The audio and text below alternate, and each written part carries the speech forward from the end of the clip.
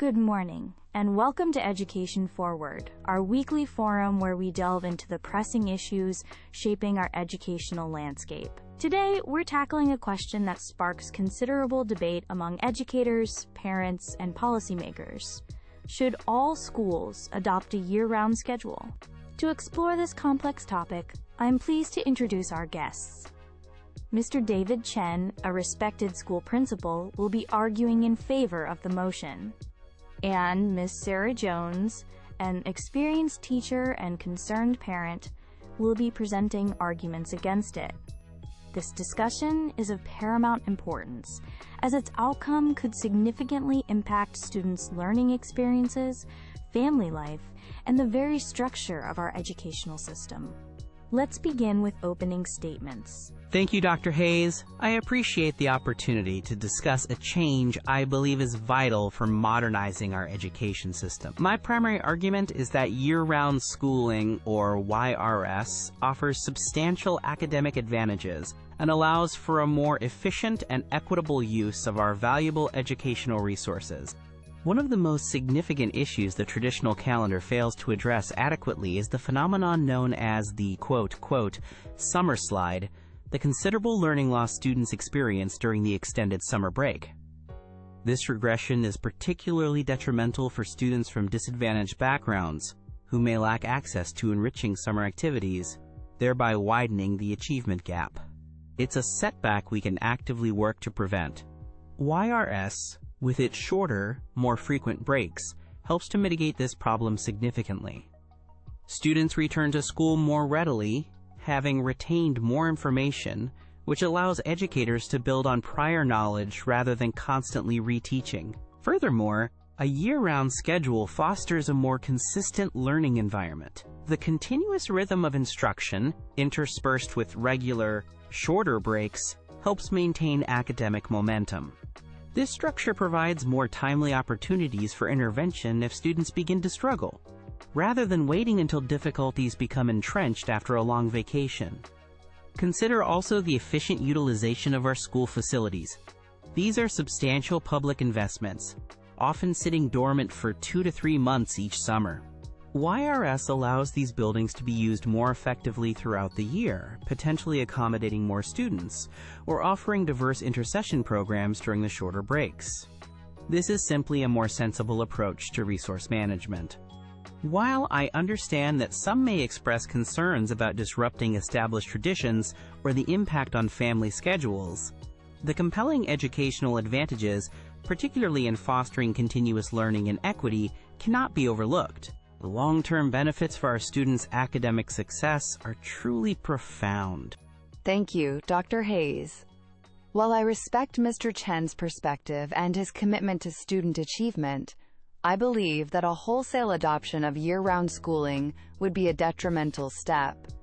It would disrupt essential aspects of childhood, family life, and indeed, the broader educational experience. My core argument is that the traditional summer break is not merely an anachronistic holiday. It is a vital period for holistic child development, offering experiences that cannot be easily replicated within a YRS framework. This extended period provides crucial opportunities for unstructured play, which is fundamental for creativity, problem-solving skills, and social-emotional growth. It's a time for children to be children. It's also a unique window for deep family bonding, for travel that broadens horizons, and for pursuing non-academic interests such as summer camps, sports clinics, or artistic endeavors that foster well-rounded individuals. These experiences contribute significantly to a child's overall development and mental well-being, providing a necessary counterbalance to the structured demands of academic life. To curtail this significantly would be a disservice to our children's broader growth. Beyond the impact on children, the logistical challenges for families and school staff are considerable. Many parents, particularly those with multiple children in different school systems or those adhering to traditional work schedules, would face immense difficulties arranging childcare during shorter, more frequent, and potentially staggered breaks. This could disproportionately affect working-class families who may not have the flexibility or resources for varied childcare arrangements. It also impacts teachers, limiting their opportunities for substantive professional development, pursuing further education, or simply obtaining the extended rest necessary to prevent burnout and return rejuvenated for a new academic year. Finally, the evidence supporting universal academic improvement through YRS is, in my view, not conclusive enough to justify such a massive overhaul. Benefits often appear to be marginal or specific to certain student populations, not a panacea for all. Moreover, we must consider the potential for increased operational costs, such as year-round air conditioning and staffing for intercession programs, which may not always be of high quality or equally accessible to all students. These are serious considerations that cannot be brushed aside. Ms. Jones raises some understandable points, particularly concerning tradition and family logistics. However, I believe these concerns can be effectively addressed within a well-designed year-round system. Regarding family time and the traditional summer, it's important to clarify that YRS doesn't eliminate breaks. It redistributes them. Instead of one long 10 to 12 week break, families might experience, for example, 3-week breaks interspersed throughout the year. This still provides substantial time for family activities and travel, and many families find these shorter, more frequent rests to be quite refreshing. New traditions can certainly be forged. Furthermore, we quote intercessions during these breaks are not merely childcare. They can be rich opportunities for targeted academic support or engaging enrichment activities, from coding camps to arts programs, often utilizing the school facilities I mentioned earlier. As for logistical challenges, communities are remarkably adaptable. Childcare providers, community centers, and local businesses would inevitably adjust their services to meet the new demand patterns. It's a matter of adaptation. Communities have consistently proven resilient and resourceful in adjusting to new systems when the benefits are clear. For teachers, the prospect of more frequent, albeit shorter breaks can actually be a positive. It can help prevent the cumulative fatigue and burnout often seen towards the end of long traditional semesters. A 3-week refresh every 9 or 12 weeks can be more restorative than one long break after an exhausting year. And concerning evidence and cost, numerous studies and real-world examples, particularly from districts with high populations of at-risk students, do demonstrate tangible benefits from YRS in reducing summer learning loss and closing achievement gaps. The long-term societal cost of not addressing learning loss and educational inequity, I would argue, is far greater than the operational adjustments required for YRS. Mr. Chen presents a rather optimistic view of the adaptability of families and communities, but I believe he underestimates the significant disruption and potential inequities a shift to YRS would entail. While I acknowledge that, quote, summer slide is a genuine concern, particularly for vulnerable students, I contend that year-round schooling is a blunt instrument to address a problem that could be more effectively managed with targeted interventions. Why overhaul the entire system for everyone, potentially to the detriment of many, when robust, well-funded summer programs, tutoring and enrichment specifically for students who need that extra support could achieve similar, if not better, results without disrupting everyone else? Regarding the consistent learning environment and facility use, the argument for efficiency must be carefully balanced against the human cost. The relentless pressure of a near-constant learning cycle, even with shorter breaks, could paradoxically lead to increased student and teacher burnout, not less. Those shorter breaks might not be sufficient for the deep cognitive rest and disengagement that fosters creativity and renewed enthusiasm for learning and teaching. We risk creating an environment of academic fatigue. And as for these intercession activities Mr. Chen describes, I have serious reservations about their universal quality and accessibility. If these programs are fee-based, or if transportation isn't universally provided, they risk becoming another source of inequity, further advantaging those who can afford them and leaving others behind. The idea that simply keeping school buildings open more often equates to better education is an oversimplification. The quality of the experience within those walls and the well-being of those who learn and teach there are far more critical metrics than mere operational hours. Thank you both for those insightful rebuttals. Mr. Chen, Ms. Jones raised a pertinent concern regarding teacher burnout. Considering teachers would likely work a similar number of contract days, how would a year-round schedule specifically address or mitigate this, rather than simply redistributing the stress? That's a valid question, Dr. Hayes. While the total teaching days might be similar, the structure of YRS offers more frequent opportunities for rest and rejuvenation. Instead of one long, often exhausting stretch, leading to a single lengthy break, teachers get several shorter breaks throughout the year. This can help manage stress levels more consistently, allowing for mental resets before burnout becomes acute. It also provides more regular intervals for planning and professional development in shorter, more digestible bursts, rather than cramming it all into a few days before a new traditional year begins.